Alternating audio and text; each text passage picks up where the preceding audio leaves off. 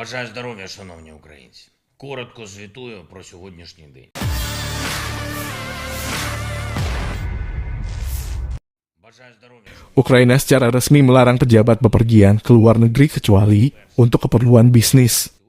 Presiden Ukraina Volodymyr Zelensky 24 Januari menyebut Dewan Keamanan Ukraina resmi melarang pejabat negara meninggalkan Ukraina, kecuali untuk perjalanan bisnis.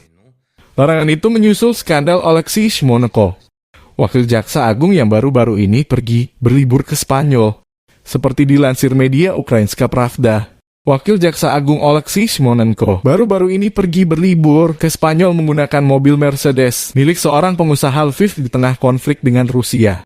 Konflik Rusia-Ukraina memasuki bulan ke-11 belum ada tanda perdamaian.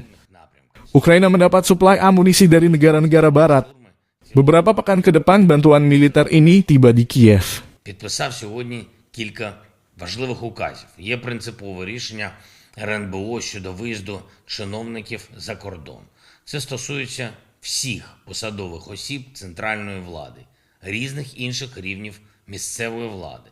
Це стосується правоохоронців, народних обранців, прокурорів та усіх тих, хто має працювати на державу і в державі. Хочуть відпочивати зараз, будуть відпочивати поза межами державної служби. За кордон їздити на відпочинок чи з якоюсь іншою недержавною метою посадовцям більше не вдасться.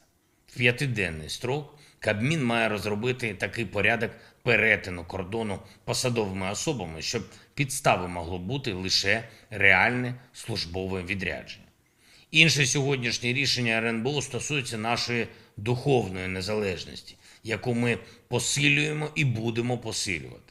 Введені санкції проти 22 осіб, громадян Росії, які, прикриваючись духовністю, підтримують терор та геноцидну політику.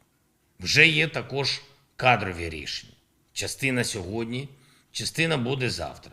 Щодо управлінців різного рівня в міністерствах та інших структурах центральної влади і в регіонах, і в правоохоронній системі. Провів кілька нарад, які стосувались нашої міжнародної активності, щодо підсумків Рамштайну і того, що вдалося отримати для України. Друга нарада щодо нового етапу нашого дипломатичного марафону, який був розпочатий після мого візиту у Вашингтон. Переговорів різного рівня з лідерами держав-партнерів. Це ті, про які ми можемо сказати відкрито. У мене було більше 30. Цей марафон дав дуже потрібні нам результати, реальне посилення оборони. Зараз ми працюємо над тим, щоб наповнити лютий ще більш предметними контактами з лідерами. Сьогодні ж звернувся до учасників зимової зустрічі американських бізнес-лідерів, що входять до Національної асоціації торгово-промислових палат штатів. Це понад 100 тисяч підприємців, які забезпечують зайнятість близько половини робочої сили в Америці. Важливо, щоб американці на всіх рівнях знали і відчували, якою важливою та історично необхідною є наша співпраця України і США. І ще одне. Завтра вже рівно 11 місяців повномасштабної війни. Це буде 335-й день. День, який ми пройдемо так само, як і 334. Об'єднавши всі наші сили заради одного, заради перемоги України.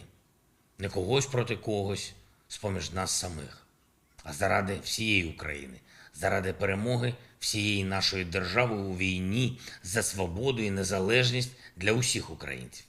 Це буде. І всі кроки, які для цього необхідні, будуть зроблені. Я дякую усім нашим воїнам на фронті. Окремо сьогодні відзначу наших зенітників повітряних сил. Ви дали нам гарний день, збиті літаки росіян, гвинтокрил, ракети. А також окремо дякую бійцям 35-ї окремої бригади морської піхоти і 79-ї окремої десантно-штурмової бригади за хоробрість і потрібні Україні результати на Донецькому напрямку. Дякую, хлопці. Дякую усім, хто стійко захищає позиції нашої держави. Слава Україні! Terima kasih sudah nonton. Jangan lupa like, subscribe, dan share ya.